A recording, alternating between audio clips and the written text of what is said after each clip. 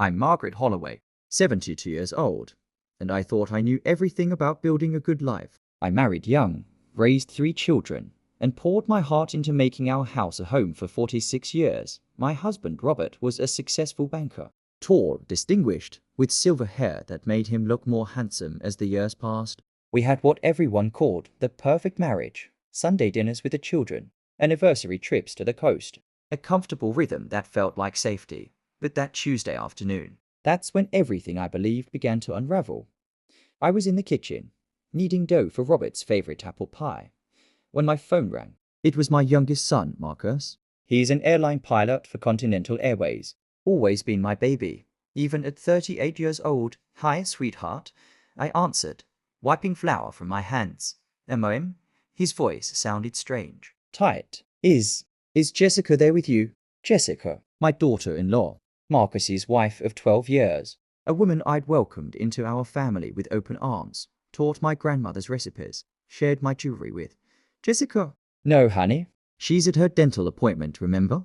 She mentioned it at dinner Sunday." "Why?" There was a long pause. I could hear the background noise of an airport terminal. "M.O.M., that's impossible. She's on my flight right now, boarding in first class. I just saw her walk past the cockpit." My heart started beating faster. "Marcus, are you certain? Maybe it's someone who looks like M.O.M." His voice cracked. "She's with someone. A man. They're holding hands." She was laughing, leaning into him. The wooden spoon fell from my hand and clattered on the tile floor. "Where are you flying to?" "Miami. The romantic weekend flight." "M.O.M. I need to go through her things at the house. Can you help me? I have a key to their place, but I don't want to go alone." 2 hours later, I stood in Marcus and Jessica's beautiful colonial home, my hands trembling as I unlocked the door. The house still smelled like her vanilla perfume. Wedding photos lined the hallway. Their smiling faces mocked me now. We found the evidence quickly. Too quickly. A burner phone hidden in a shoebox in the closet. Text messages that made my stomach turn. "Can't wait for Miami, my love. 3 days of paradise. And we'll never know." The man's name was Richard. They'd been seeing each other for 8 months. 8 months of lies while she sat at my dinner table. While she called me M.O.M. While she kissed my son goodbye each morning. Marcus sat on their bed, his pilot's uniform still crisp and perfect, but his face looked like it was breaking apart. M.O.M. I loved her. I gave her everything. I held my son while he cried. This strong man who flew planes across continents, reduced to heartbreak in his own bedroom. But then, something caught my eye. A credit card statement on Jessica's desk. And there, among the charges for restaurants and hotels, was something that made my blood run cold. A payment to Holloway and Associates Financial Services, Robert's firm. My hands started shaking as I looked deeper. Transfer records, account numbers, money moving from Jessica's account to a private account. Robert's private account. "Marcus," I whispered, "look at this." We spent the next hour piecing it together. Robert had been managing Jessica's inheritance from her grandmother, but he'd been doing more than managing it. He'd been using it, investing it in risky ventures. Some of the money had simply vanished, and there were other names, other accounts, other people's money, carefully siphoned away over years. My husband, my Robert, the man who kissed my forehead every morning, the man I'd trusted with everything. I sat down heavily on the couch. Marcus was on his phone, his face grim. "M.O.M., there's more.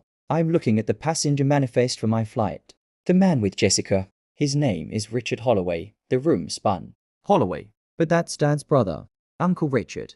I hadn't seen Richard in years. He'd had a falling out with Robert over business matters decades ago. Moved to California.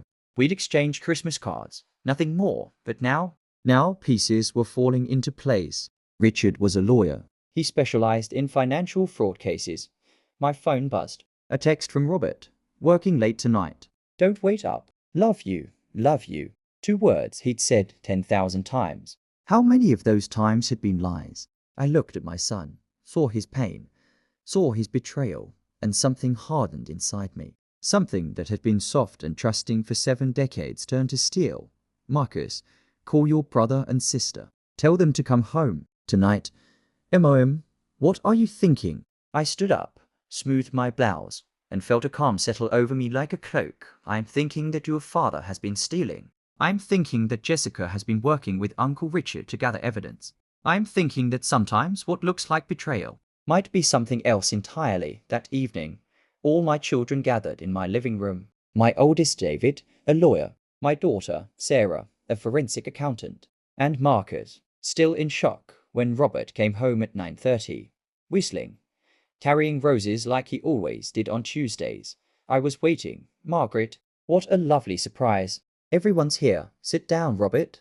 He looked at our faces and his smile faltered. What's going on? Sarah spread the documents across our dining room table. Years of evidence. Client accounts. Missing funds. False statements. Robert's face went white, then red, then white again. You've been stealing from your clients for 12 years, Sarah said quietly. Including from Jessica's grandmother's trust fund. Jessica knew, I added. She found out 6 months ago. And instead of going to Marcus, instead of tearing our family apart, she reached out to your brother Richard, the lawyer. They've been building a case. The Miami trip. It's to meet with federal investigators. Robert collapsed into a chair. She could have destroyed us all publicly. I continued, my voice steady despite my breaking heart. But she loved Marcus enough to try to do this quietly, to give you a chance to make it right before the authorities come. That's why she brought in Richard. That's why they've been meeting. Not for romance. For justice. Marcus stood up, walked to his father. Jessica called me from the plane. After she saw me, she's been crying for 2 hours. She never wanted me to find out this way. She was trying to protect me, protect all of us. Robert looked at his youngest son. Marcus, I know, I don't want to hear it. You stole. From your clients. From people who trusted you. From family. I walked to the window. Looked out at the street where I'd raised my children. Where I'd built what I thought was a life of integrity. Robert, you have a choice. Richard has agreed to help you make restitution. Every penny. You'll lose the firm, the house, everything. But you might avoid prison if you cooperate fully. If you don't. Jessica and Richard have enough evidence to put you away for 15 years. The silence was heavy. Why? Robert finally whispered. Why would she help me after what I did? Because, I said, turning to face my husband of 46 years, she loves our son. And she understands that sometimes love means doing the hard thing. The kind thing, even when someone doesn't deserve it. 3 months later, I signed divorce papers in a lawyer's office. Robert took the deal. He's spending his days working at a non-profit. Every cent of his salary going to repay what he stole. He'll be doing that for the rest of his life. I sold the big house, moved into a cozy apartment near Marcus and Jessica. She cried when she apologized to me, but I held her hands and told her the truth. She'd shown more courage and kindness than I'd ever known. Sometimes I sit on my small balcony, drinking tea, watching the sunset. My life looks nothing like I planned. The perfect marriage was a lie. The security was an illusion, but I have my children. I have the truth. And I've learned that real love isn't about maintaining perfect appearances. It's about having the strength to face ugly truths with grace. Jessica and Marcus are expecting their first child this spring.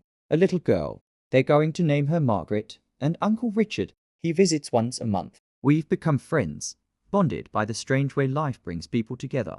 He tells me I'm stronger than I ever knew. Maybe he's right. It took 72 years and one impossible phone call to find out.